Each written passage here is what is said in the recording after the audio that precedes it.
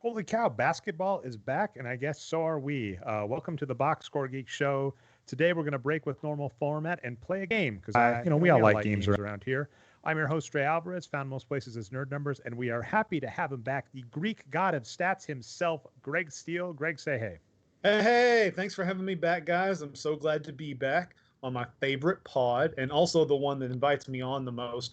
You can decide for yourself if there's any connection at all between those two facts. Yeah. And I was gonna say I don't know if the NBA officially starts until the Nuggets win a game. So to me, the NBA bubble still isn't back up.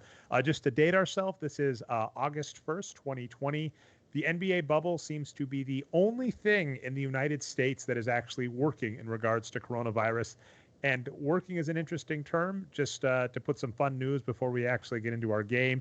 Lou Williams is in quarantine because he broke the bubble to go get a lap dance. He said it was for wings. The story's coming back is for lap dance. Although I'm just gonna be fair and say, let's be fair. It can be both, right? I don't. Yeah, it's not the most responsible thing for him to do. I'm mad that he broke the bubble, but it is interesting that is the detail we're getting hung up on about that. So let's do just a little, maybe 5-10 minutes just about the bubble, some high level thoughts. I haven't had time to really crunch the numbers or look at the games yet, although we've had some fantastic games. I mean, having what the Rockets Mavericks decided in overtime. Who did the Jazz beat by? They lost by two, right? The Jazz lost by two, and the Lakers beat the Clippers by two in the opening salvo. Like, that is some good I mean, we are lucky we're getting some good basketball to be played. So that is encouraging to have back. Pelicans. Oh yeah, and that we got. I mean, let's be fair. The Pelicans with 13 minutes of Zion Williams, who apparently tell me this, Greg. What do you think? If he can stay healthy, based on his per minute scoring, most likely to beat Wilt Chamberlain's 100 points in a game record at this point. yeah. If you scale it down enough, you can always get somebody to be over 100 points a game. I think actually Taco Fall was up near 60 points per 48 minutes, and like in his first two games when he scored 10 points in 5 minutes or whatever. But seriously, I like Zion's upside. I'm not sure what's going on now. It seems to be some confusion in the messaging about if he's fit or not, if he's healthy or not. They went from talking a minute about him. Actually, that's going to lead us into our subject because you said burst restriction, and it occurs to me I'm not even sure if I have a good example of that. We're going to be talking about effective NBA strategies, but with the caveat that are either forgotten or people just do not give them the amount of clout they deserve given their success in the NBA. And all of this started actually from a tweet from you, Greg, because as people are noting, on the Los Angeles Lakers, this is an interesting blueprint, right? LeBron James is really being the point guard, or at least being the focal point of the offense, meaning he gets most of the assists and points. And people are like, wow, this is a really good strategy. And I think, I can't even remember the original tweet because it's been a couple of weeks at this point, kind of sardonically responded, oh yeah, crazy strategy for the Lakers to think of that. Who'd have thunk it would work? Of course, being the franchise of Magic Johnson. And so it was interesting that, the idea of playing essentially a Ben Simmons-like player that actually can shoot, though, right? A Ben Simmons player that can shoot at the point guard, that's not a new strategy, and in fact was arguably part of the most successful dynasty in the modern NBA, because I think the Bulls get a lot of clout with Michael Jordan, but realistically, right, the Lakers made 9 finals in 10 years. They only missed one because Magic Johnson got injured, and came away with 5. I mean, so you could argue that was the most successful modern NBA franchise, and it used that strategy and people forgotten. So that popped into my head. And so the game idea is Greg and I each come up with 6 of our own ideas of effective NBA strategies that I would say don't get the love they deserve. I'm going to call them forgotten in the title because, that's a nice clickbaity headline. And then we're going to kind of discuss each of them. We're going to go back and forth. Each of us gets one, pass the ball back and forth. And then at the end, we're going to decide the top 6. We're going to let Brian be the judge, the arbiter, the Scott Foster, depending on who he decides with about which goes in. And that'll be all right. Does that sound like a plan? Yep. And all right, I was going to say we're going to flip a coin. Pretend, Greg, do you want to go first or second? Oh, second. All right. Coin flip says you go second. Amazing. All right. Okay. So the creme de la creme strategy that I have that is no one on the show is going to be surprised with. I'm going to call it the all-in on defense. And the team I'm going to bring up is the Detroit Pistons, the 2004 Detroit Pistons, who, of course, downed the Lakers to win a title. But let's not forget, this team made 7 straight Eastern Conference Finals, back-to-back finals, lost a Game 7 to the San Antonio Spurs, did come away with the title. And this is a team that really, if you look at their 4 factors, they went all in on defense. And for years, I've seen them called an anomalous team, a team without an all-star. That's a topic for another day. Ben Wallace was definitely an all-star. But with how people have built teams, the grinded out Knicks, the Pat Riley Knicks of the 90s, the Detroit Pistons of the 2000s, the idea of just building a team around lockdown defense and rebounding is not something that, seems to be a popular strategy in the NBA. And I'm just saying, the Detroit Pistons basically did it twice. In the 80s, the Bad Boy Pistons, in the 2000s with the Ben Wallace-led Pistons, and of course I brought up the Knicks of the 90s. That's my strategy that I think does not get enough love in the modern NBA. So any thoughts on that, Greg? I like it. Anytime we get Ben Wallace love in here, I like that. A couple of thoughts in response to that. We mentioned before the show that some of these will be sensitive. Some of our ideas will be sensitive to rules changes. And of course, that's the case here as, the league literally changed illegal defense. But I think for a team to go all in on defense today, it would mean that they would have also some bigger, versatile defenders. Today, when we talk about team building and teams are trying to add perimeter defenders, what they want is small to medium-sized, guard-sized guys who can switch onto smaller or bigger players. So that's common. I think to be uncommon, to do what you're saying, to go all in on defense, you would have those guys, but then you would add to them the bigger forward type defenders and say, okay, here no team can score on us. A big team isn't big enough to score against our big defenders. A quick team isn't quick enough to score on our small defenders. So I think it would look a little different than it did. That went swimmingly. So let's see how Greg's does. So Greg, your first pick. My first pick is going to be a little more oriented toward in-game strategy. We talked, Dre and I talked before the show about how some of these will be in-game tactics and some of them will be team building. So I have some of both, but I'm going to start with in-game tactics. One thing that I have seen diminish over time in the NBA is the usage of space off the ball.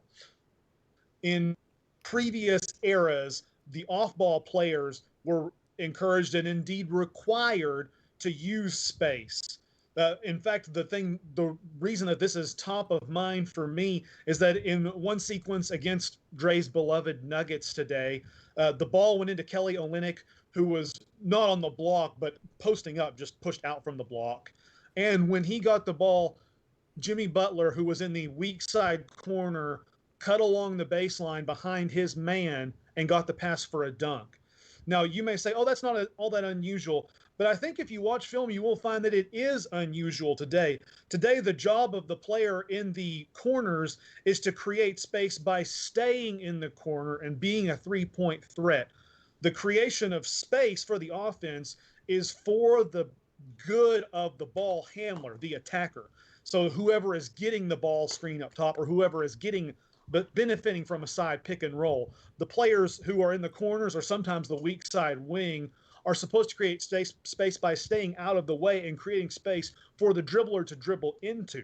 Now, of course, that can be very beneficial, and you see it every time that a driver kicks out to an open three-point shooter and gets a corner three. But what I've noticed is that we have fewer and fewer of these plays like the one I noted today, where the off-ball players actually utilize that space, cut into open space, and get a dunk. So this is a case where I'm not necessarily saying that the way things are done today is wrong. I'm only saying that this is a strategy that's been forgotten or that has been diminished somewhat in its usage, which is nonetheless effective. In fact, I would even argue that having guys cut from the wing or the corner into empty space is even more effective in today's game where defenders are farther out on them if the guy is a three-point shooter. In previous eras, if a guy was not a three-point shooter, maybe his defender is sagging off of him. So when you cut, you're cutting into the defense's shell.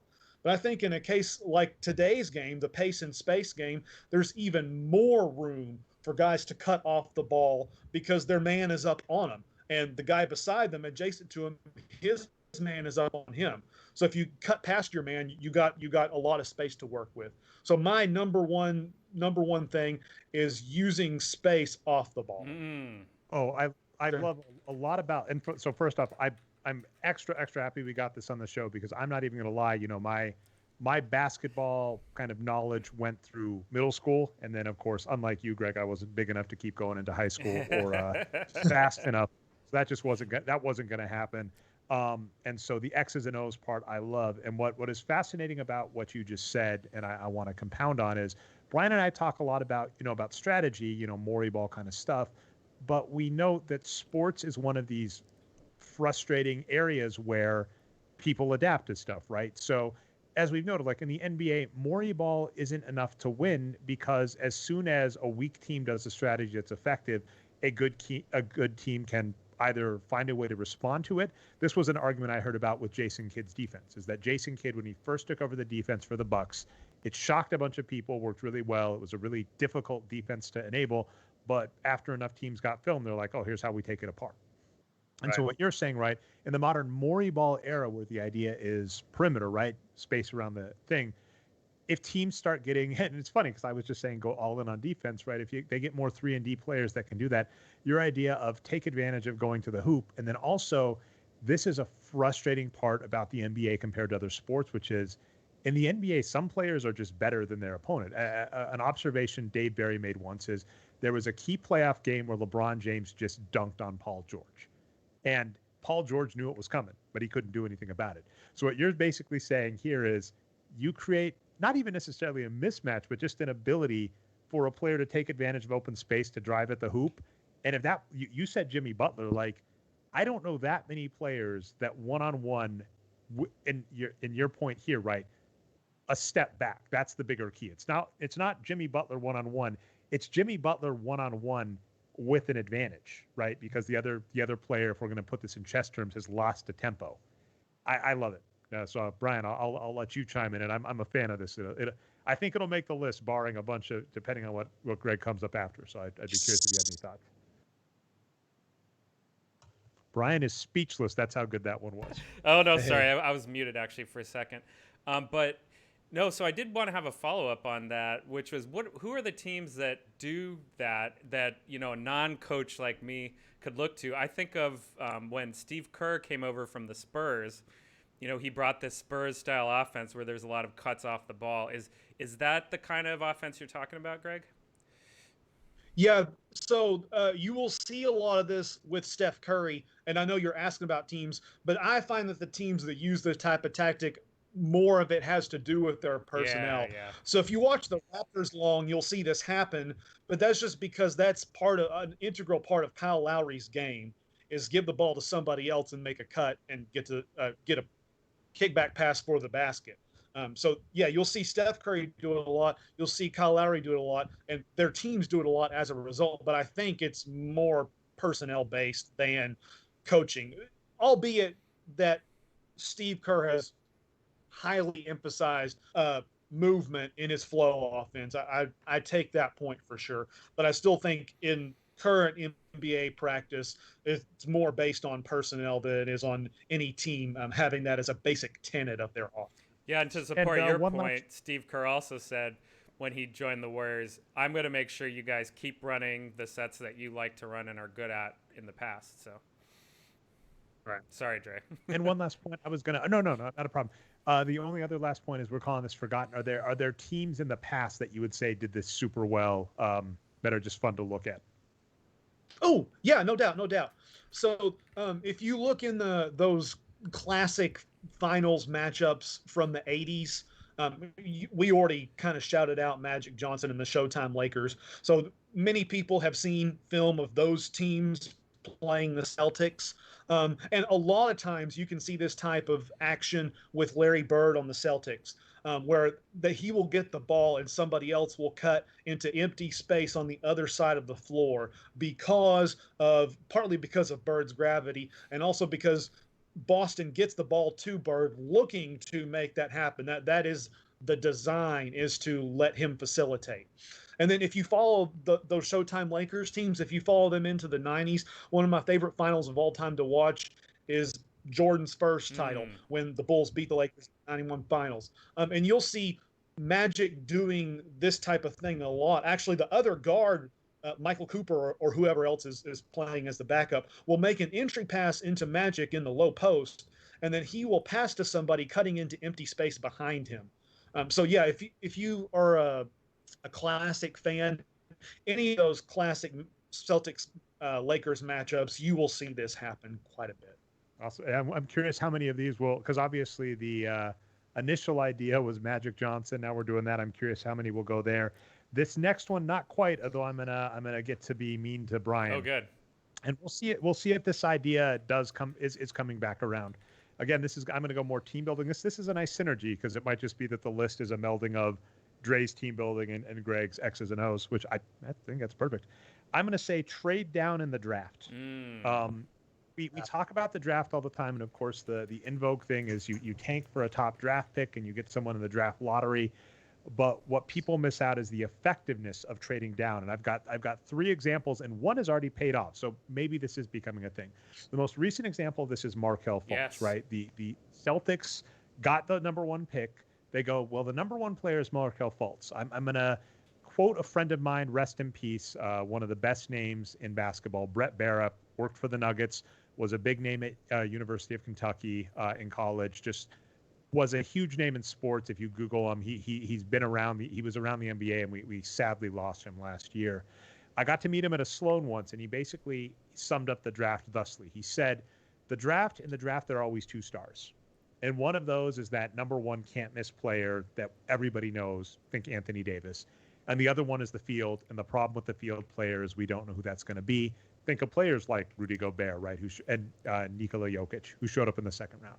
So I think that's the problem is if you luck into, say, the Spurs, Tim Duncan, you get the number 1 pick. The number 1 pick is Tim Duncan. The number 1 pick is Zion Williamson. You just go, yep, I'm done. Draft him, be done. Don't worry about it. When you get more iffy drafts, very much like Markelle Fultz, there is a lot of advantage in taking the chalk pick and trading down because don't forget, I forget the full details, but the Celtics got a high draft pick that they liked in the draft as well. Also, another funny part of the strategy with the modern NBA is he's cheaper because players are paid based on their draft slot. So even if Tatum was their number 1 pick by trading down, they saved a couple of million by doing that. The other 2 examples of where this has happened is Chris Webber was turned into Penny Hardaway and picks, and one of the picks I know was Mike Miller. So I mean already Penny Hardaway plus Mike Miller. Chris Webber was great when healthy, but that's already better. And the big mean one, right, is Joe Barry Carroll was drafted by the Celtics, who traded him to the Warriors, and in exchange, I believe, got Kevin McHale and Robert Parrish. So teams, when you don't have the surefire number 1 pick, trade down and use that to either get established players or future players, and it has worked very well. But as you'll notice, it is more common for people to trade up in the draft than to trade down. And I'm saying that the logic even seems to say trade down in the draft. It's cheaper. You get underrated gems. You get future assets. It's a winning strategy that I don't think enough teams employ.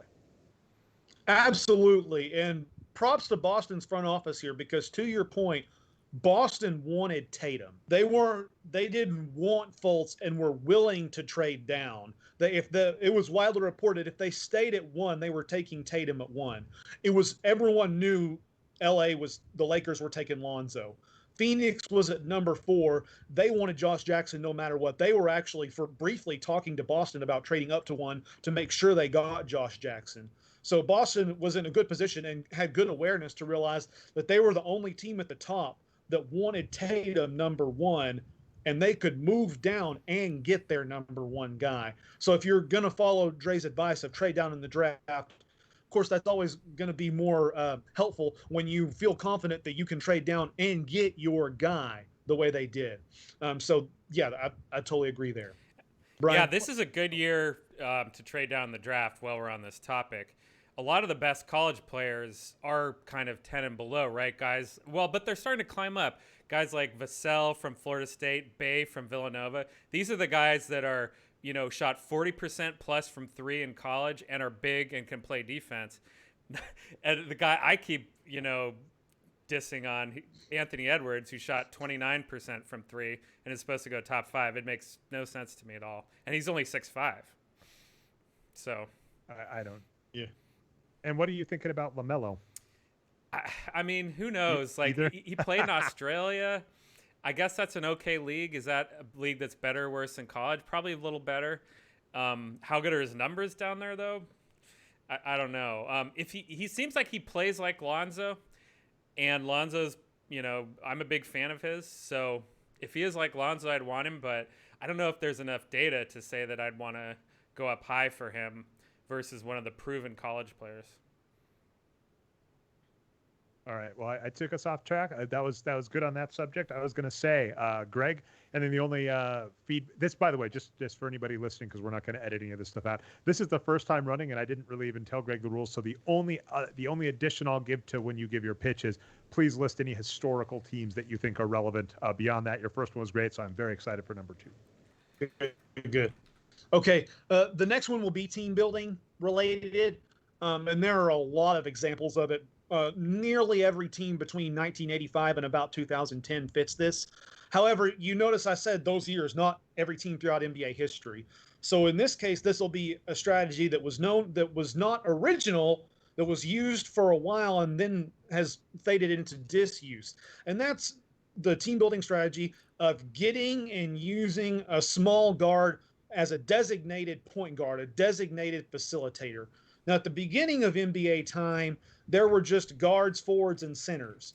And it did not matter if your main playmaker was your bigger guard or your smaller guard. You just had 2 guards, 2 ball handlers.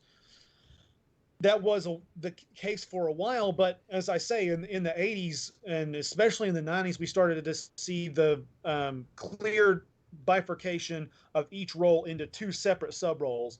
Point guard, who was the designated offense initiator, and the other guard, the bigger guard, who was the designated scorer, even called the shooting guard because he's supposed to be the scorer and the other guy's supposed to be the passer. And then the same thing happened with forwards. For a long while, it was common to have 2 guys of close to the same size as your forwards who are just sort of the front court helpers for the center. But in that time period, we started to see the same type of bifurcation into the small forward, who was really a perimeter player, and the power forward, who was really an interior player. And although they're both called forwards, they were really quite different at that time. So that's all just background. In this time period, we saw nearly every team have this sort of designated small guard playmaker. The one that stands out to me the most is Avery Johnson, because I liked him. He was a coach thereafter, but also because most of his skills, we would say, would not be equivalent to a starting point guard in today's NBA, because he wasn't a 3-point shooter and he wasn't an off the bounce driving threat. He was a facilitator, a setup man. And he, filled that role well. But there are many other guys you can think of. Rod Strickland, one of my favorite guards of that era, was definitely that type of player. Dana Barros made an all-star team as that type of player. There's just lots. Many teams use them. And in fact, I would say by the late 90s, nearly every team used this type of guy. And if you think back, if you want to know if this is true, think back and think about a guy like Stephon Marbury, who's considered odd because they said he was a shoot-first point guard. Yes. The reason that was odd is because he was like the type of lead guard we have today, where the lead guard, no matter his size, is the one who shoots the most and drives the whole offense. But it was unusual then to have that guy be the smaller guy, the point guard, to be the one who's shooting all the time. People were saying, people said things like that because our brains had been trained at that time to think of the point guard, the one, as the setup man. So when you see that guy shooting a lot, people started to say, that must not be good for their offense if their point guard is pulling up and shooting before getting them into the offense. Now, since about 2010, that's become less common again. We now see sort of the resurgence of this situation where there's just 2 guards, and whichever one is the more offensively talented player becomes the lead guard, regardless of if he's smaller or bigger. people have noticed this with James Harden on the Rockets and Mike D'Antoni saying, yeah, he's the quote unquote point guard, even though they had Patrick Beverley at that time, who was much smaller. But I would say that if you look around the league, it's actually happening all over. Luka Doncic always plays with a smaller guard, but he drives the offense. And in fact, you don't have to be a generational superstar for this to work. For his entire career up until this season, when they got Ricky Rubio, the Phoenix Suns backcourt was another guard who was not as talented as Devin Booker. And Devin Booker was driving the offense, even though he's what we would have called a shooting guard back in the 90s and 2000s. We would have called him a two guard or off guard, but he actually spent almost all of his time on the ball because he was the lead guard. So this is an almost forgotten strategy, but I'll leave it up to Dre and Brian. You guys can decide if you think it's actually better to use that strategy, or if the strategy that we have now and that we had back before that time of having just a lead guard is actually better or worse than having the small guard who's the designated facilitator. Dre, what do you think? Well, first off, I think it's amusing that like I said, idea zero is as big as a point guard, like, thinking LeBron James or Magic Johnson. But what's fascinating here is what you're kind of arguing is that the NBA has had a push towards primary offensive threat as the point guard. And with that, now I'm curious, by the way, let me get a brief tangent before I cycle back. What is your thought of like Steve Nash in this thing? Because obviously he's an offensive threat. A lot of people after the fact have said Steve Nash really should have been shooting more, but Steve Nash was really a facilitator. Because what it sounds like you're saying. Oh, absolutely. So I mean, that's the interesting question is, would you consider John Stockton and Steve Nash in this mold of, the smaller guard that's primary, they're pass first guards as a facilitator? Would you consider them in this mold? And then it's interesting because what it almost sounds like you're saying is between the two guards, the modern NBA, what they're missing honestly is more that they are forgetting that having just someone whose job it is to just pass is a good idea, and starting them alongside that offensive weapon can be beneficial. Yeah, definitely Stockton is kind of the archetype of that, the really good version of it. Nash, I would say Phoenix Suns Nash was that guy, the setup guy. If Dallas Mavericks Nash was a little bit more like what we see today. They were a fast-paced offense for sure, but a lot of it fell to him shooting. And their other scorers, Michael Finley and Dirk, fed off of him, relied on him to be the first guy to shoot oftentimes. So Stockton, the archetype of that. Nash, Phoenix Suns Nash was this type of guy, the playmaker, the table setter, which, is a part of why we saw such tremendous production from Amari Stoudemire and Sean Marion during those years, because Nash was setting everything up. I will say, and then I'll let Brian cut in. This is going to be an interesting, I don't know if this will make the list. It's interesting.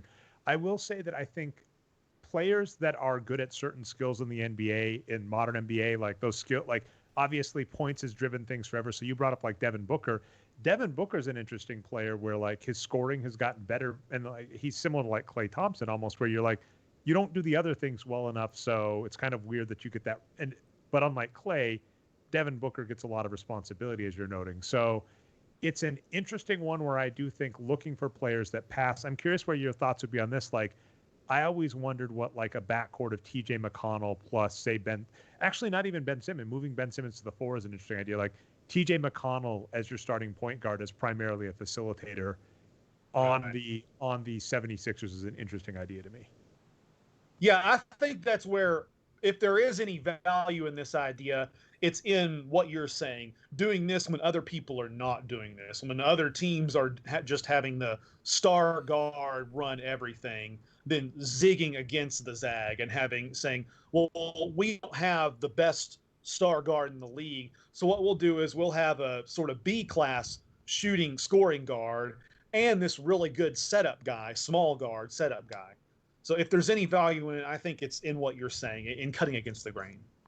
And then also, I think what's key about a lot of this, I mean, what we should note about strategies that we're putting out there is basketball is you keep saying personnel driven, which I think is key, is I think a lot of teams fall apart because they like want a strategy and don't think about who they have. And the TJ McConnell example is a good one where I'm basically saying, if you have this player and you can't upgrade, then construct your team thusly. Otherwise, you might be leaving production on the table. I'll let Brian get last thoughts. I'm going to have to think about this. We'll see what comes judge time. So what do you think, Brian? My thoughts are pretty simple here. Actually, I will steal your thunder, Dre, and say that play your best players, right? Whether they're big or small. Bigger players tend to be better. So because of that, yeah, I'm not missing the smaller guards, right? I think, James Harden as your smallest guard with a bigger, player to play defense next to him, that's probably ideal if you could make it happen. So, getting away from the smaller guards, I think is just people realizing they can have an advantage somewhere. All right. Well, we'll see where that ends up on the final list. Okay. Let's see.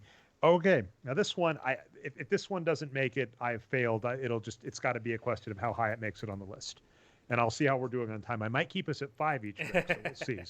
So maybe start looking at the bottom of your list and see, just because I do want to keep time good for editing, et cetera, of this show.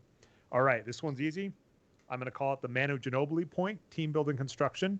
And basically the idea is having a second unit floor general, a sixth man that basically plays starters minutes but comes off the bench. Let's get there are some big names that we can throw out here. The three big ones that I kind of had a career of this, right? Lamar Odom most recently with the Lakers. Manu Ginobili, of course, his entire career with the Spurs. And then, of course, the original, by the way, I got to give another shout out to Greg. When we were discussing snubbed MVPs, this show goes well, that might be another fun one, right? Worst MVP snubs of all time.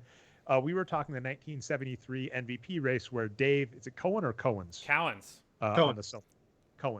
Dave Cohen's won the MVP. Yeah. Cowan. Thank you. Okay. Thank you. Appreciate you knowing. Before my time. But Dave Cowens beat out Kareem Abdul-Jabbar despite scoring 16 points per game fewer than Kareem and only averaging 0.1 more rebounds per game. It was a travesty. And then Greg followed that up by saying, and by the way, if we had to give it to a Celtic, because that was the argument, the Celtics had 68 wins, the Bucks only had 60 wins. So yeah, you can't have the MVP on a 60-win squad. Right. The argument would be, you said Havlicek deserved the MVP that year, not Cowens. So that's my point, though.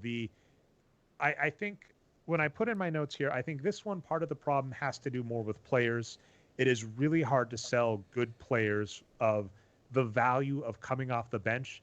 But, I think when we're talking strategy, team construction, et cetera, a lot of times, and tool I've had in the back of my head that I've never got around to building is, if you were to use the wins produce or Greg's metrics. I forget what's your name again for yours, Greg? What you ended up calling yours? I just called it wins. There you go. Wins. That's more than fine. If it's got wins in the title, it's probably a half decent metric. If it has PM in the title, light it on fire and throw it out the window. It's useless. Hey, I like a good rule of thumb. Yeah. I'll say this. Back in the day when we were working on the game version of wins produced, Arturo wanted to call it, we ended up calling it points over par, but we were thinking of using point margin, PM, and I ended up not doing that, which I'm happy for, because then I can keep saying any metric with PM in it is a garbage metric you should not use, including the original plus minus. So there you go. But anyway, point being, if you take a look at a player's stat, let's use wins produced, win shares, or Greg's wins. If you kind of would look at the stack, teams front load it, right? They put all of their most productive players out as the starting five, and they have a weaker bench unit. The Spurs and even the Lakers were one of these teams that started saying, hey, we can shift it up so that our second unit is almost as strong. So I think having a good player off the bench that you basically say, especially as minutes have been decreasing, right? Teams have been giving more respect to load management. You go, you're going to get 32 minutes a night. I'm trying to think of a great example. I think back in the day, my I just dropped the word I was looking for, but like the most out there idea would have been when Dwayne Wade and LeBron James were on the Miami Heat together. You say probably Wade, you're the sixth man. You're going to get 32 to 35 minutes a game. You come off the bench. One of you or I saw your face there, Greg, because I actually looked at my screen. One of you or LeBron James is always on the court, and LeBron James starts, you come off the bench. I think this is a strategy that teams could use, and I will give respect to saying the really, really hard part, and I think the reason the Spurs and the Lakers get away with it with Popovich and Phil Jackson is it is really hard to convince a starting caliber player in the NBA to not start the game. Yeah, and my caveat here, or maybe just an addition, would be having a good, well-rounded player to lead the second unit. Because I think what we've seen is that now the sixth man role has become a pure gunner. In Yeah. fact, it's not uncommon to see people on Twitter and anywhere online saying that Jamal Crawford is one of the best sixth men of all time because he's a scorer, right? And if you look around, you see we were just talking about Lou Will a few minutes ago, has also become a very well-known six man as a pure gunner. Even Lou Will even told Doc Rivers when he got to the Clippers, "I don't play any defense." And so I think that's become sort of more the archetype for the six man, is the guy who isn't good enough to be a star, like a starting lineup star scorer, but he can destroy second unit defense, poor defenders on the second unit. So his role is then just to come in with the backup units and shoot as much as he can. And there's probably some value in that, but I would say for Dre's idea, like Manu Ginobili, having a well-rounded six-man is probably the strategy that's been lost. In fact, the best example of this I could think of in the modern NBA is probably somebody like Marcus Smart, a non-scorer given. But I think a guy like that coming off the bench as your sixth man probably has more impact than having a pure gunner like Lou Williams as your sixth man. And I'll throw out a brief tangent that comes out as a kind of a normal thing on the show is a lot of the problems with some of these strategies is it's what teams are willing to pay for. And I give so much respect to players actually for being very savvy on their brand, on what gets them paid, on what's going to get them their next contract. So I understand that some of these strategies, what might actually need to happen is a team might actually have to do an incentive-related contract, or say, hey, we're going to give you a 4-year deal, because I think you can't do 5 unless it's franchise, right? We're going to give you a 4-year deal and pay you, and this is what we expect out of you. Because it is hard, if you've got a player on a 1 or 2 year deal and you tell them, hey, you're going into a contract year, you're going to come off the bench. It's a hard sell. But I think if a team can get a good coach, a good front office to pitch that, it's a very effective strategy. And ironically, when you brought up Lou Williams, et cetera, your point, it stands, is a lot of teams just, start a gunner in that 6-man role. So if you actually have a well-rounded player that's going to be more of a starter to tamp that down. I'll let Brian finish off. On your contract idea, isn't that almost what Utah did with Royce O'Neal? They said, look, you got a 4-year deal. You're going to make good money, but we're not keeping you around to be a star. You'll be like the 5th star or the 6th man.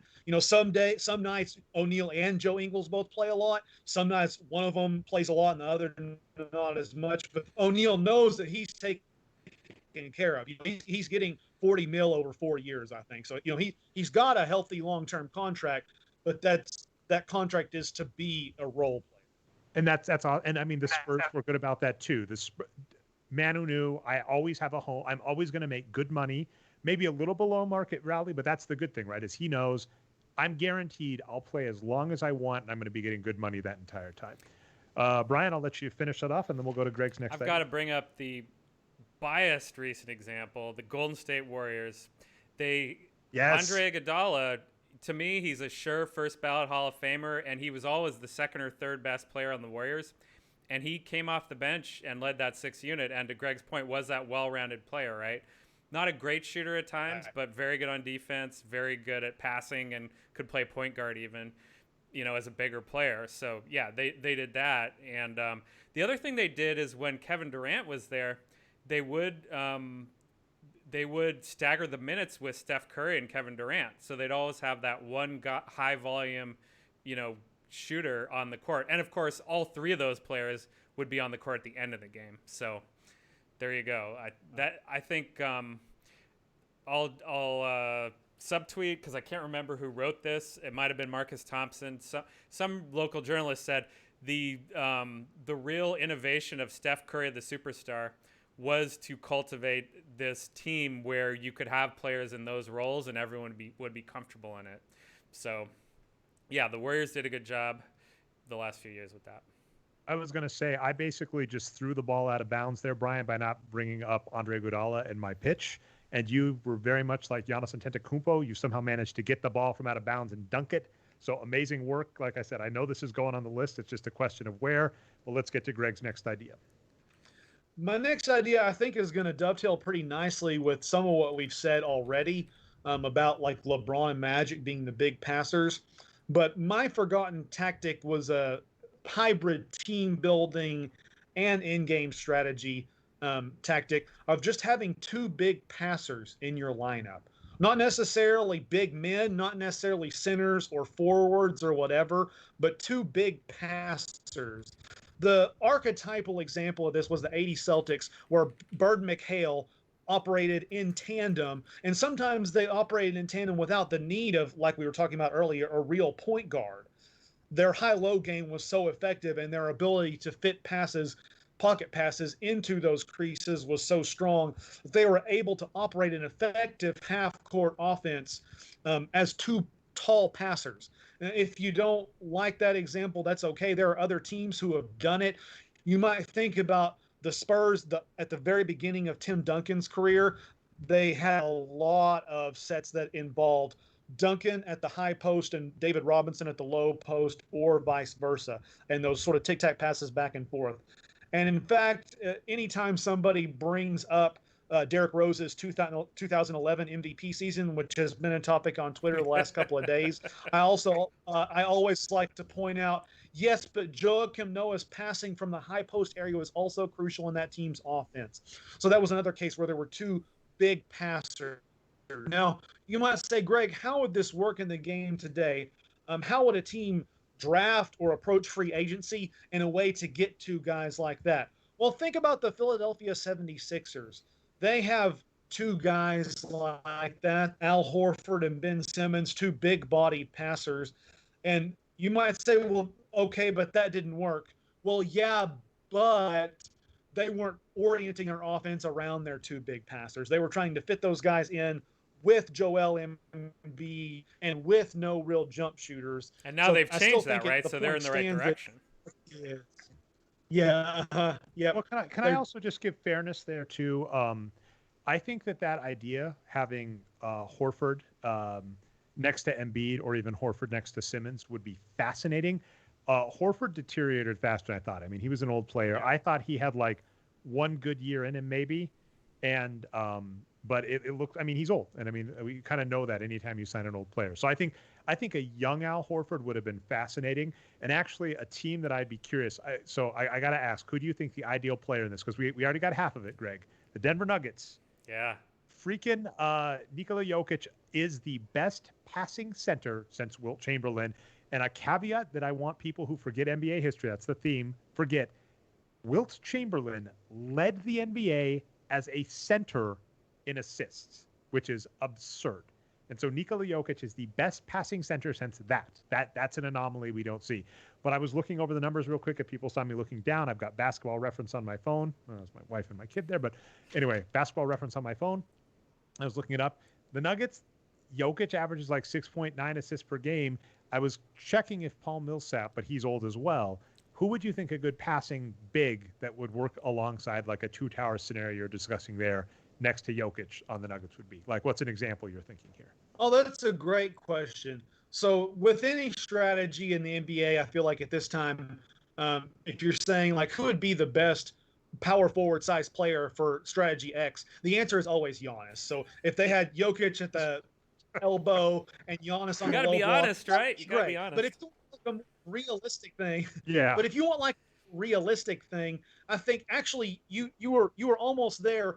The younger prime version of Paul Millsap would have been just fine. A guy of that size and of that build, that strength and low center of gravity, who could go on the low block, but who was also a good passer, would be perfect next to Jokic. Now, I realize you don't have a time machine, and also I'm not sure if they can really trade Millsap's contract to get a younger player who's the same type of player. But I think that type of guy, the type of guy that prime Paul Millsap was, would be the ideal partner.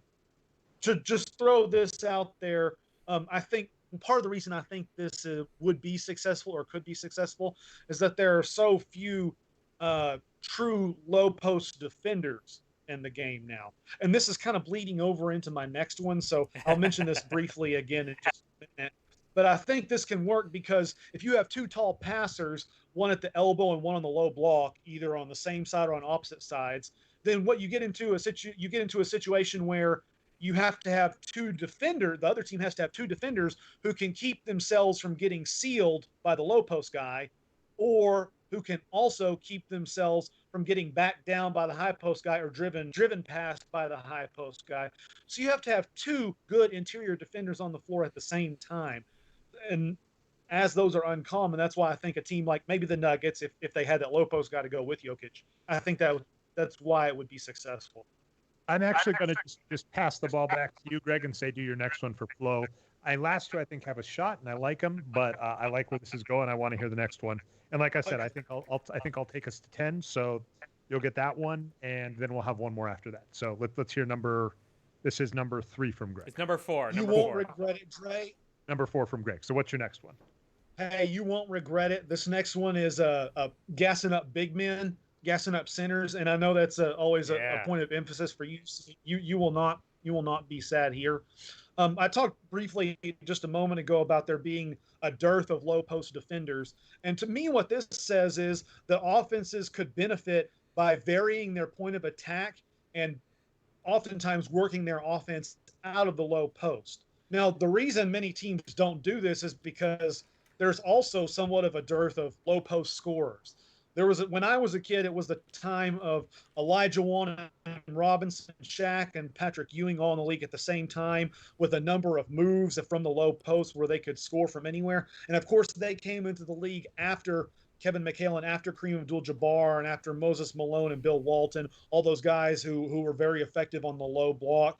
Because there aren't any of those players today, it's become far less common to even try to make an entry pass. Go ahead and chart a game sometime and see how many possessions don't have an entry pass into the post. There's more of those than there are possessions that do possessions. Now, this is because of the rules change, right? In spite of that, this is because of the rules change. No more illegal defense. You can double team in the post, and in the 80s, you couldn't do that. Right. And and no more illegal defense, and because of that, the whole strategy of 2-9ing, staying in the lane for 2.9 seconds before you bump somebody, make physical contact with somebody, essentially allows your center, especially if he's a slower center, to stay under the basket most of the time. In fact, we are talking about the Nuggets because Dre's on here, of course, and Denver loves to do this. They love to have Nikola Jokic just bumping somebody when they cut through the lane so that he can stay in the lane because, of course, it won't be 3 seconds if he touches somebody. So, yeah, right on, Brian. This is a rules thing.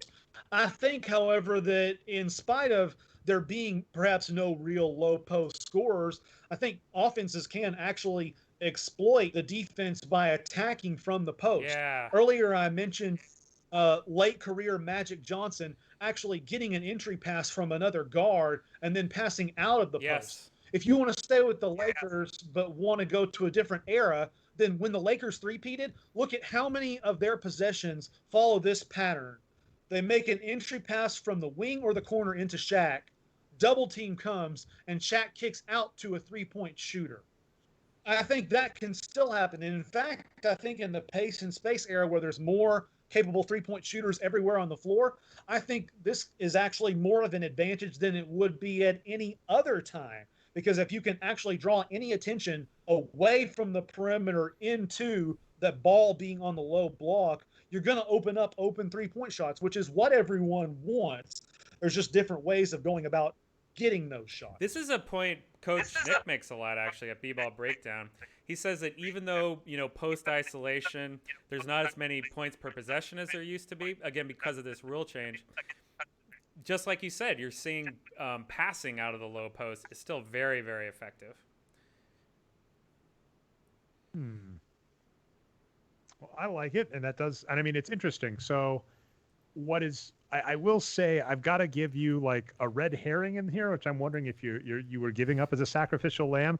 You have really been respecting assists and bigs that can assist on this. So I'm still baffled that we have the get a small guard that's the designated passer when a lot of your other ones are like talented bigs that can pass and taking advantage of that. But hey, remember, I didn't say that was necessarily good. Yeah. I said I'd leave it up to you and Ryan to decide if that one was actually an advantageous strategy.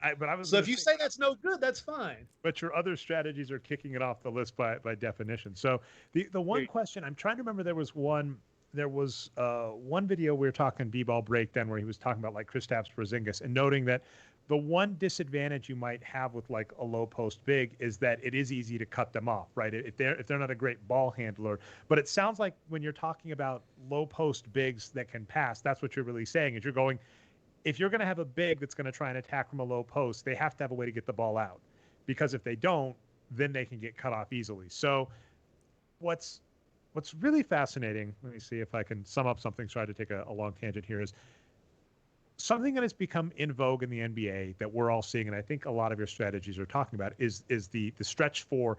But when we think of the stretch four, we really think Kevin Love, who can pass too, by the way, but we're talking about a scorer, right? A play, or actually Chris Bosh would be the prototypical one. This big that is good at rebounding but can go towards the perimeter and score from anywhere. You're kind of going the other way and saying, let's get stretch fours, but your stretch four is a big that you can give the ball anywhere. And if you leave them open, right, they're going straight at the hoop, but they can pass out really well. So I actually think the idea of bigs that can pass is huge. We'll give a shout out to Dave Barry, who brought this up in the book Wages of Wins, which is the short supply of tall people.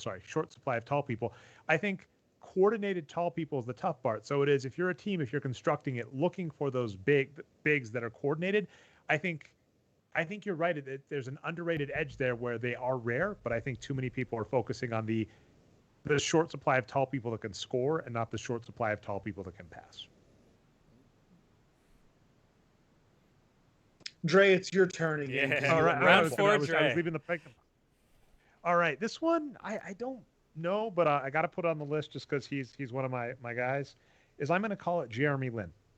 Okay. So for those that don't recall, Jeremy Lin was drafted, I believe, originally by the Rockets, ended up on the Warriors before having Lin's sanity on the New York Knicks and going off. He was an undrafted free agent for the Warriors and then went to the Rockets.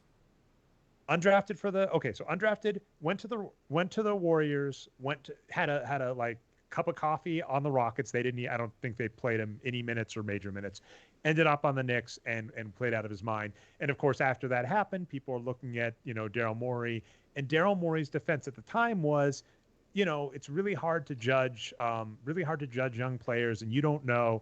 And one of his defenses, he said, I have this player that has great college numbers that isn't in the league.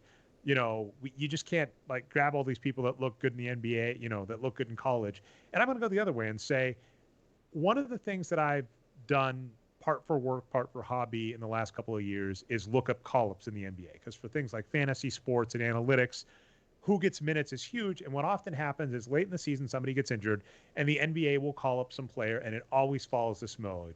High points per game, junior or senior player in college, right, that put up 15 to 20 points per game that, is bumming around in some other league, the G League, Euro League, etc. And so they basically go, we're going to look for a high points per game player that, exists, and we're going to use them. And Jeremy Lin, as an example, was a player whose college numbers looked really good. And we see these every year. And they go through my head so quick, Brian, but, for years we've been doing it on the site. Ari Caroline's done it. Arturo Galetti's done it. Other people back in the day when Lane was publishing his numbers, he's done it. I'm fairly certain, Greg, that you've had some insight on that as well.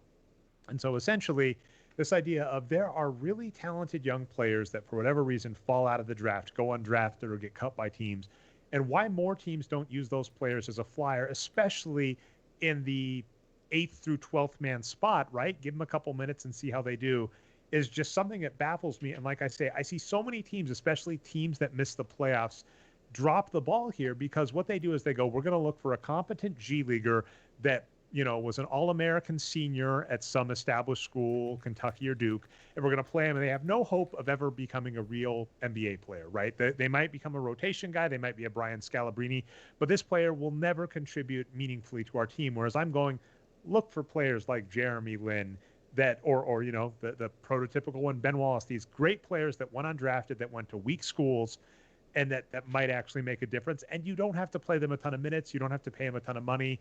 in fact, that's the advantage because they're undrafted. You get them for cheap, and you can take a shot at them. So that's mine. Kind of a convoluted one, but had to get it on the list. No, that's a good one. And now that every team has a G League affiliate now, although I think someone's trying to sell their G League affiliate, so maybe one team will have two. Yeah, the Suns. Yeah. But anyway, I think that's kind of that's evolved a little bit to the G League. But still, yeah, you should have some of those guys on your main team getting some minutes at the end of the bench. Yeah. Go ahead, Jerry. I was going to say, I think the problem is when people draft players, they look at potential. And when they call up players, they look at just like, we want status quo. We want just a guy that, can play the minutes.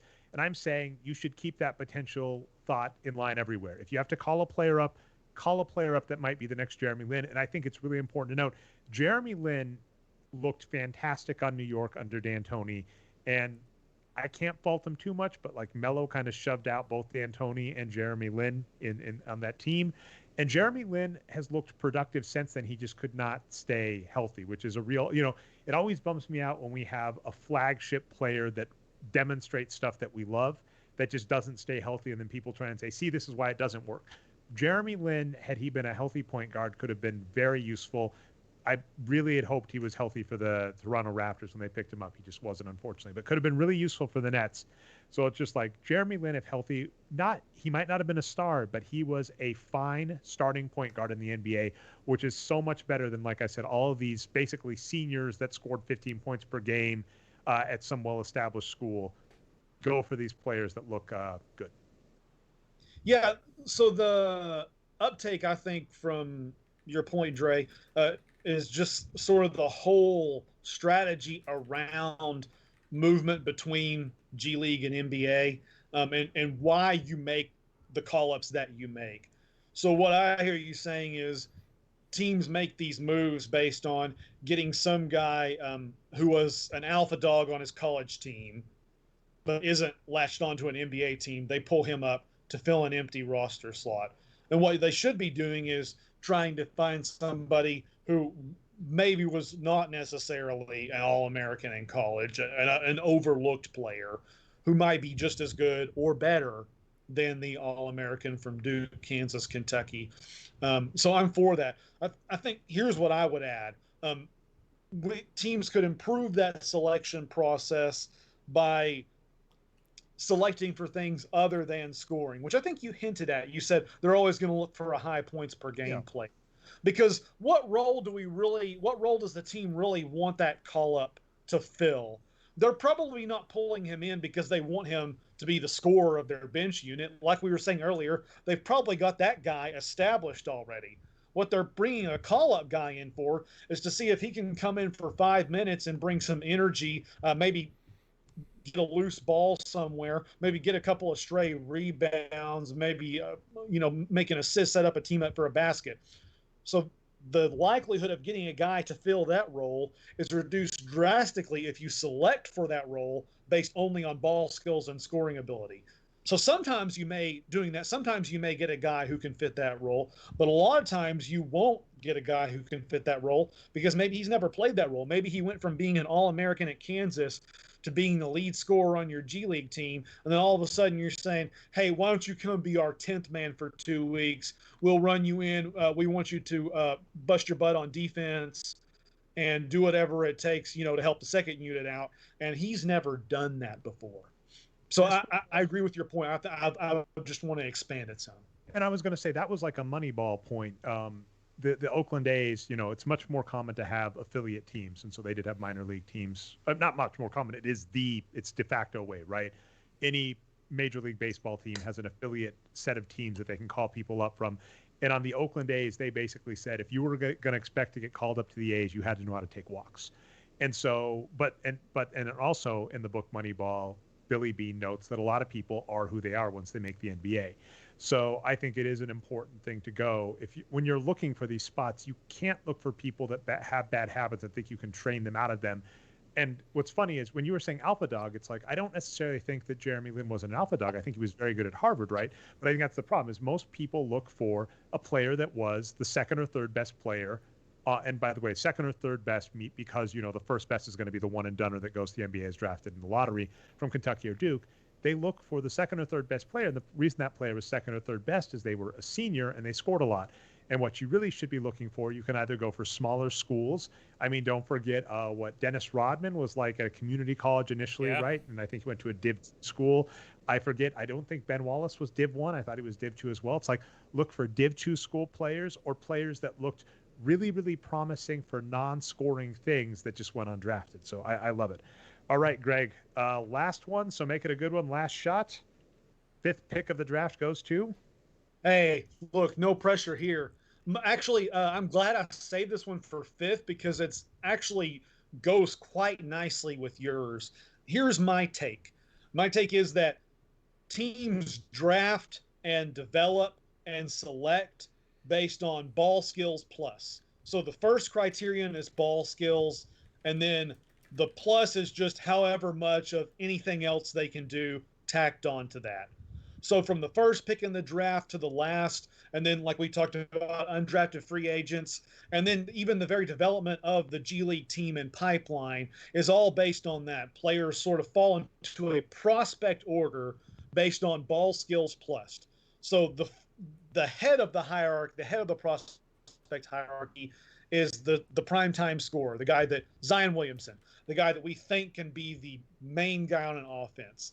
The second tier below that is the guy, not Zion Williamson, but the guy who is a B-plus scorer or else is a really good passer. You know, we think he could be like a terrific orchestrator, that type of guy. And then below that is the guys that we think they can never be anything more than a role player. So my take on that is that can be optimized. That process is not ideal. And in fact, there's another way to do it that may have been kind of forgotten. Here's my way of thinking about it. I think the thing that we need, the thing that would be advantageous for teams to do more of is call players up, as Dre said, based on things other than scoring. So minus ball skills. In other words, can you do any of the things that we need a 12th man to do? Do you dive on the floor for a lot of loose balls? Can you set good screens? Can you get over the top of a screen when a good screen setter sets a screen on you? Can you play 94-foot defense? Can you do any of the things we need a 12th man to do? Here's how I think you can test that out, though. And this is kind of getting back into in-game tactics. I would like to see teams play a little more full court pressure for their guards in regular season games. Now, we see that all the time in the playoffs. It's very common to have at least your point guard defending the other team's point guard full court in the playoffs. You know, you're not going to let them walk the ball up. But in the regular season games, we do not see that much. More often than not in regular season games, the point guard, after a made basket, the point guard brings the ball up the court unimpeded, or else off of a rebound and a miss, the other team is getting back on defense and the point guard brings the ball up unimpeded. And in fact, even now today, after made baskets or free throws, you see a lot of cases where they're able to roll the ball with no defensive impediment whatsoever. So what I would like to see is a few possessions a game with the second unit in, that these guards who are, you know, ostensibly call-ups from the G League, you know, your 9th man, 10th man, your backup guard, you just say to them, your job is to go in for 4 minutes and face guard your man 94 feet, face guard if you're the point guard, 94 feet every time. If you don't do that, you're coming out. You can't be the 10th man. If you can do that, then that's when we care about the ball skills. But if you can't do that, if you can't fill the 10th man role, and you're not a good enough scorer to be in our starting lineup, then what good are the ball skills? So I think making that small in-game tweak probably doesn't weaken your defense at all, because I'm not saying to press or to run a half-court trap-heavy offense like Jason Kidd did on Milwaukee. I'm just saying pick up the opposing ball handlers full court and see if your 9th and 10th man can make 9th and 10th man type contributions. All right, so I like a lot about this, but this is going to be interesting. So at bare minimum, 8 and 9 might just merge together into one. Yeah. We said forgotten and effective. So I was really curious. Is there an example you could? So what I am trying to both sum up what this point is and ask for an example, which is it's forgotten effective strategies. Are there teams that have done that And I think actually maybe I may have to just bail you really easy, which is like the Yeah. Spurs, right? The Spurs for years, because Kawhi they Leonard, kind of have right, an falling advantage, all right? the way down there. That's a guy with ball skills.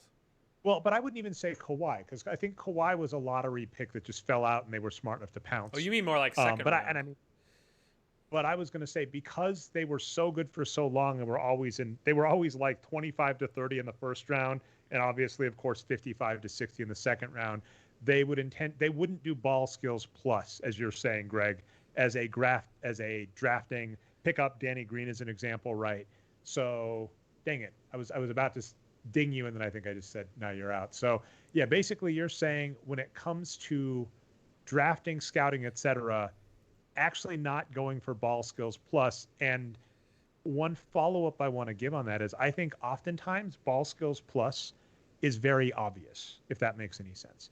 The players that you want as your primary scorers, if they become available, are so damned obvious that you just open the, like when James Harden to the Rockets, it's one of these funny things where I don't know how much of a genius I consider Daryl Morey, because when you can get James Harden for, what was it, like 2 first-round picks and Jeremy Lamb or something, you're like, and neither of them were lottery picks. It was, I mean, I think it was like 12 and 15 or something. it was like one turned into Steven Adams, who did turn to, but yeah, it was like, it's like, no duh. And it's like, yeah, when LeBron James becomes available and you can offer him a max, duh.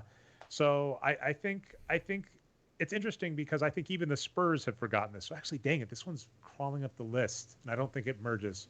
Yeah, like, just don't look for yay points.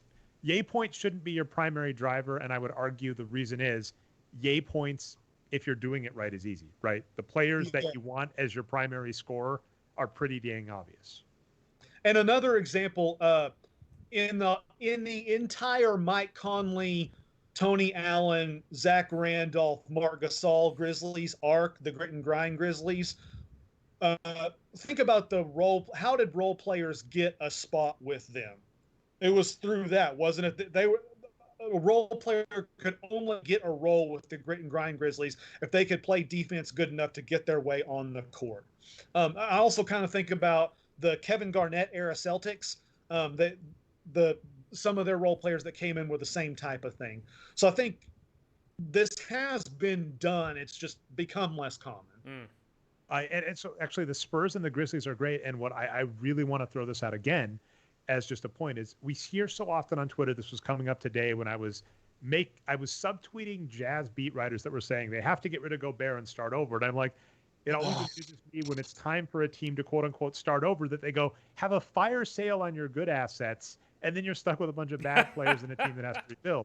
So it's like, I'm not even disagreeing that the Jazz should rebuild. The funny thing is, I'm actually going to give him an out here. I think Donovan Mitchell has upside, but I think he's young. His contract is cheap. He's got potential. Not cheap for you long. can rebuild because you can, but that's the point. Right now, you can package Donovan Mitchell and an expensive contract and get some good return on it. You can't really get good return on Rudy Gobert because he's on a close to a max contract. But so anyway, when we talk about what teams should go for, they go, well, we can't attract a star in this small market. You brought up essentially, like I said, I think I filled in the thesis statement for you, but the Spurs and the Grizzlies, these are two small market teams that the Grizzlies were perennially a team that broke our preseason ratings. We would always bet against them, and they'd always make the playoffs and take it's because of money. age, to be fair. The Spurs are same boat, right? We're good forever, so I love it. I'm actually just going to say I'm going to call time, because with the original one, the big as a point guard, the Magic Johnson thing, we have 10, and I'm going to say let's just do a quick draft. So that's your this is round top 5 big as a point guard?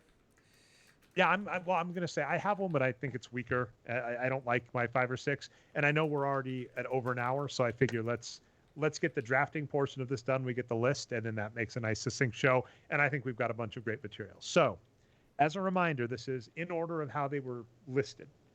Big as a point guard, classic example, Magic Johnson on the Lakers. Modern example, maybe LeBron James on the Lakers, but still not adopted by more teams. Number 2, all-in defense. This is basically using the Detroit Pistons in 2000s and the 1980s. Why don't more teams basically, for the 4 factors, go all in on defensive efficiency and rebounding as opposed to focusing on offense? A lot of our strategies seem to be like teams focus too much on offense. Funny that.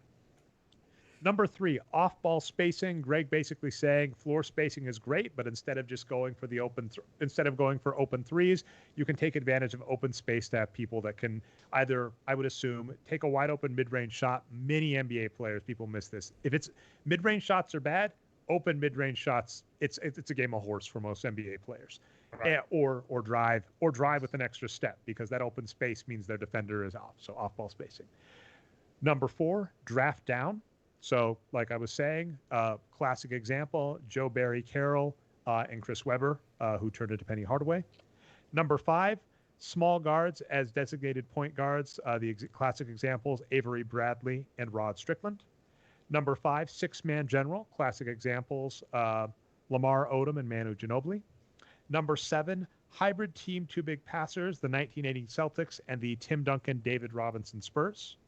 Number 8, low post bigs, examples being the 1980s Lakers and, weirdly, the 2000 Lakers. I think you're a Lakers fan there, Greg. Number 8, Jeremy Lin potential, basically when you are drafting or doing call-ups, looking for players that were underrated or went to worse schools. Number 9, I'm going to spoil the lead. This is my number 1 pick, so we'll have to see what Brian and Greg say. Basically, tell me if I'm wrong on this, Greg. I'm gonna make this moneyballish. The way that NBA teams scout, draft, and call up players is fundamentally flawed. Teams focus on balls plus skills, where that is the most obvious thing, where the advantage, the arbitrage in the NBA is on these other skills teams don't focus on. So when you are focusing on team construction and team building, you should be focused on these other skills.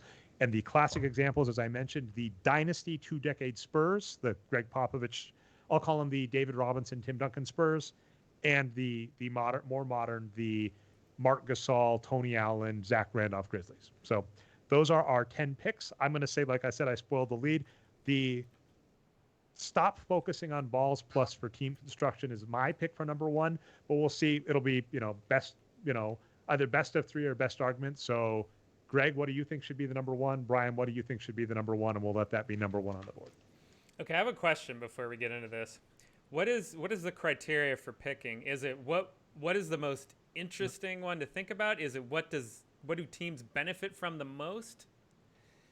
Let's pretend this is a draft and you are the general manager of the team, Brian, how I want to run my team, and it's whatever you want. So I'm trying to win games in the NBA with one of these points. Whatever you want to do. Heck, you could just be entertaining basketball, Brian. You do you. You can be the New York Knicks and just say, gotta have another power forward. Is there a power forward? You draft a power forward. That's your strategy. So whatever you want to go with, Brian. All right. If I'm trying to win in the NBA, it has to be Greg's round 5 point. Don't draft on other things. We're very critical of what teams draft, and I think this is the biggest one out of everything here. All right. Well, so that guarantees it gets the number 1 spot. Greg, you could either take the win and vote on it too, or you can just try and be contrarian just for the fun of it. Oh, I'm always contrarian, but in the interest of time, I'll just move on to number 2. Okay, number 2. Well, since you both won the number 1 pick, Greg, and you didn't really get to speak on it, I'll let you pick whatever you want, whatever your vote for number 2 is. Okay. My vote for number 2 is going to be having the off-ball players utilize space, cutting into space, and receiving passes for easy baskets. I'm making that pick as number 2 because I think this is going to be the most actionable item for NBA teams.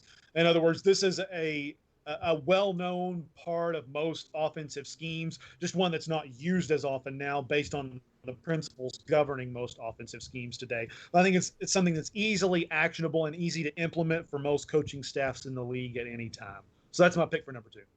I think it belongs on the list. I don't know if I want it that high, so I'll see what Brian says, and then I'll basically be the tiebreaker.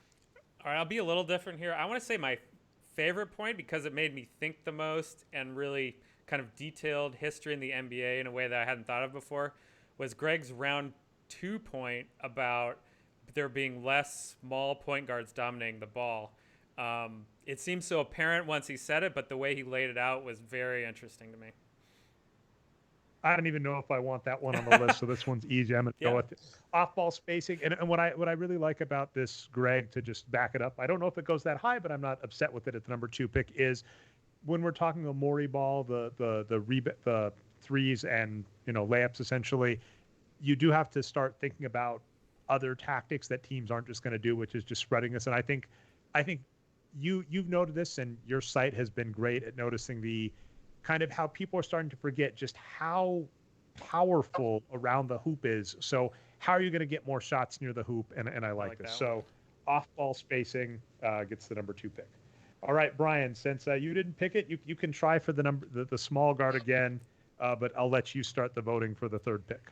I will go with your around the point of Manu Ginobili or having a star coming off the bench.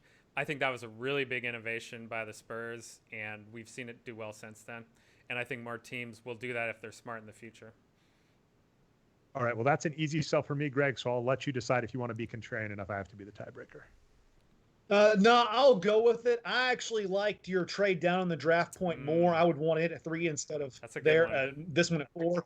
But let's take this one at 4, and then at 3. And then your trade down in the draft will be my pick for mine as well. And apologies. Oh well, there we go. This is going easier because I was basically saying if you've noticed I'm being very Littlefinger if we're going to go for Game of Thrones, where I keep backing out and going, let's see which side's going to win, and I'll go with that.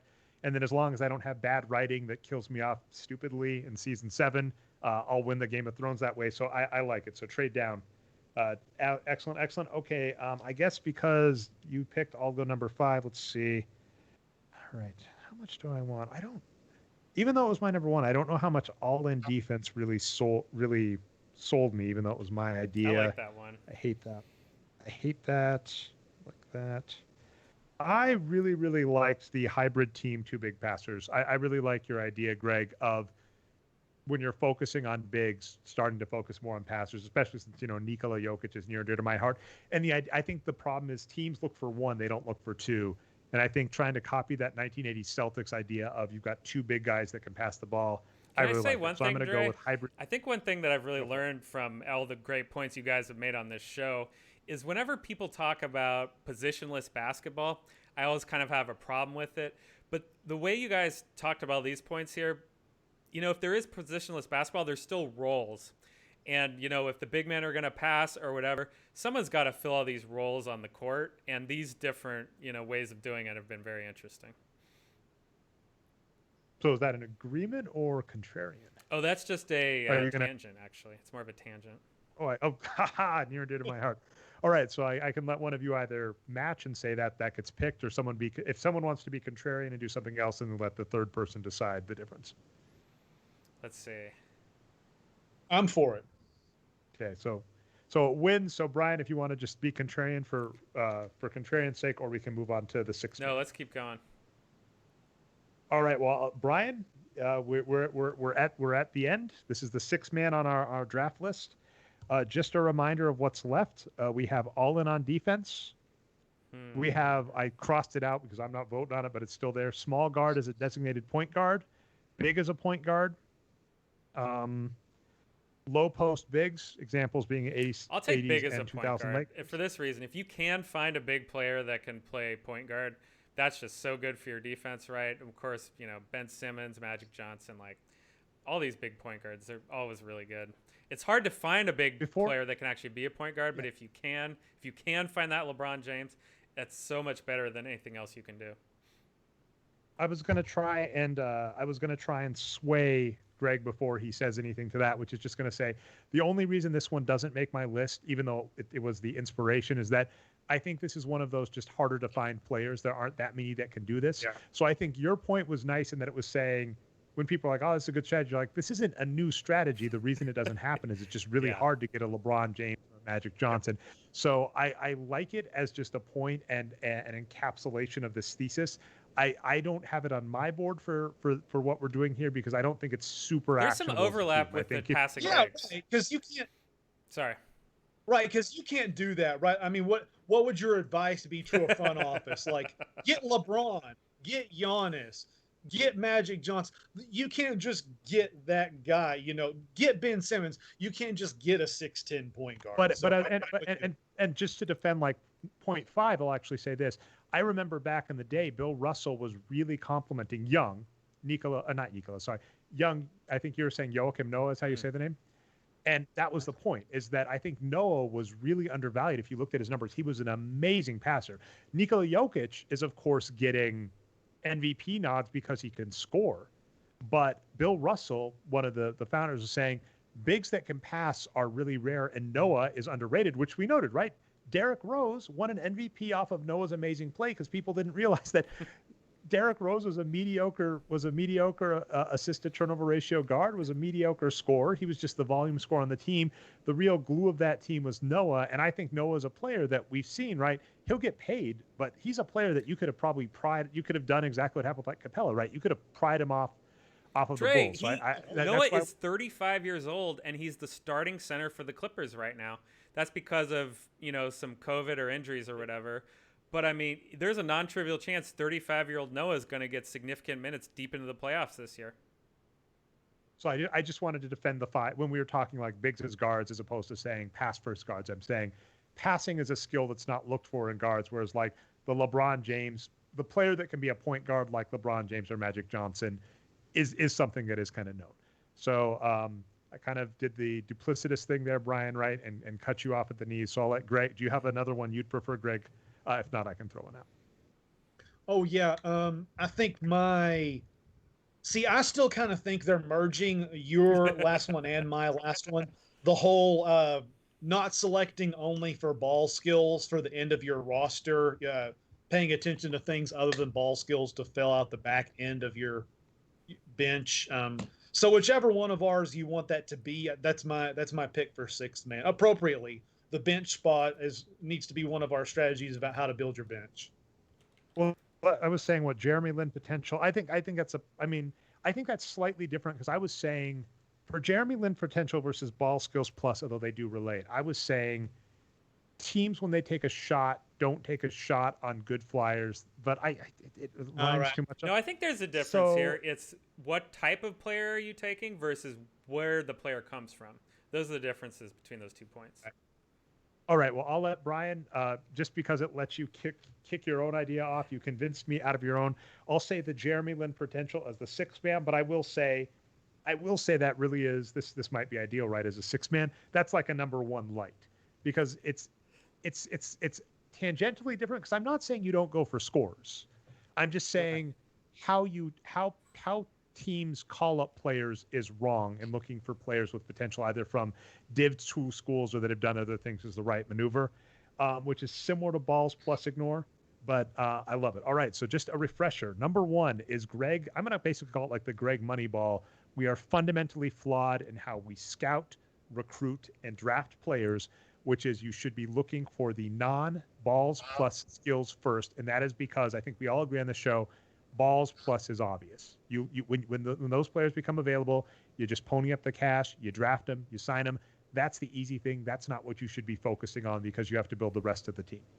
Number two is off-ball spacing, basically, as we already noted, right? You can go for the three or you can go for the open space that lets you cut to the lane or cut to the hoop. Number three is the Manu Ginobili, six-man, right? Have a starter in the six-man spot. Number four is if you get a good draft pick, you should trade down unless the number one, a great one is available. Number five, you should really be looking for two. That's right. We're not just happy with one. Two good passing bigs on your team. We love it. And by the way, as a funny note, Greg, the 76ers putting Ben Simmons at the four. That's pretty much matching up what you're saying there. Yeah. And number six, Jeremy Lin potential. When you do call-ups, you should be looking for undervalued players, Div 2 schools, etc. Okay, well, that is a fantastic list. This was a lot of fun. I'll let you get the final word, Greg, and then you get then you comment on that, Brian. And I think that was a good show. That was a lot of fun. Hey, yeah, it was a lot of fun. And I'm glad that we had a sixth man, since so many of our topics ended up having something to do with the sixth man role or building your bench play or second round draft picks. I'm glad we had a sixth man there. I had a lot of fun with this. I think we came up with some pretty good ideas, honestly. Future idea. This was things that have been abandoned that we think were good. Idea for a future pod would be strategies that are popular or that have been popular but aren't good strategies. So I don't know, maybe some of them could be old things that were abandoned and here's why nobody does that anymore. or current strategies, and then we would give an explanation of why I think this strategy has flaws and will not stand the test of time. I definitely, when I was coming up with like the intro, you may have noticed I briefly touched on it because I brought up like tanking as the counter, and to kind of explain Greg's entire line of thinking. This is something Devin Dignam back in the day for Wages of Wins wrote a lot about.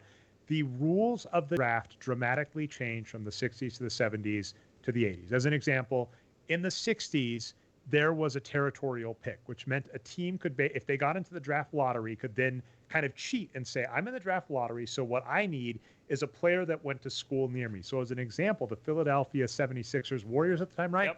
Yep. The Warriors could say, whoever went to school near Philadelphia. Villanova or whatever, Yeah, this gives a lot of advantage to East Coast schools, right? Or like there was a team in North Carolina. There wasn't at the time. That made a lot of sense, right? To intentionally get worse to get into the draft because you had a lot of control over who you picked. Whereas now the draft lottery is different, where you basically have a 15% chance of the number one, which is horrible, even if there's a Zion at the top. So yeah, the strategies that have stuck around, even though they're bad, tanking is the ultimate example of that. That is a fun topic, and yeah, definitely is a nice contrast. So I love it, and we'll just have to see what we think in terms of timing, Brian. So yeah, and anything you'd want to end up with on Brian? No, just that while we're talking about drafting players and whatnot, of course, Zion, had a great college career and should have gone first.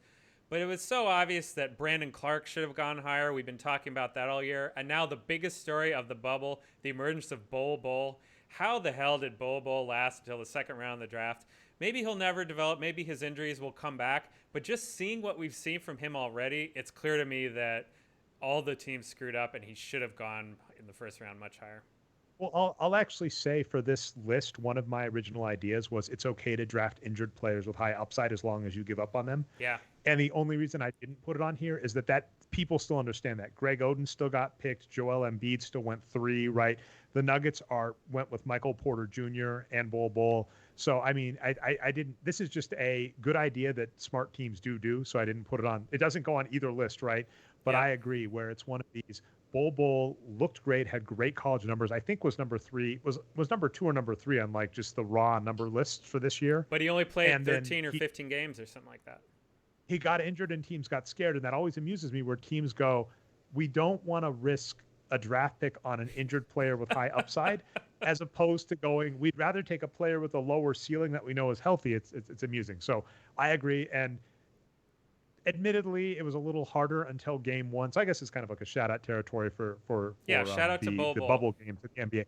Bol Bol, as with every other Nuggets fan, after his first couple of games, and even this game that went horribly, the Nuggets lost by, I think, 20 to the Heat, he still put up ridiculous numbers. And I'm just going to say, if he can pass right, we've got Bol Bol and Nikola Jokic, who is number 4 on our list.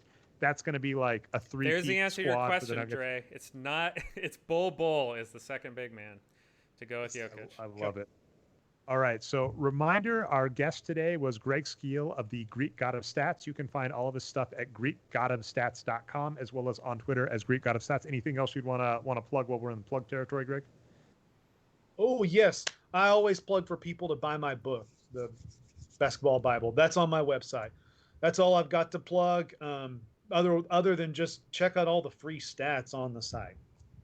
Love it. And I mean, we were noticing this pre-show, certain sites like Basketball Reference and stats.nba.com in the last 2 years have been shutting off functionality of their sites, which is an interesting business model. We applaud getting paid. Basketball Reference actually has an option to subscribe, which if you are someone who uses the Play Index tool at Basketball Reference, go ahead and do that. stats.nba.com just shut off their API kind of needlessly. So they don't want to get paid, I guess, but is what it is.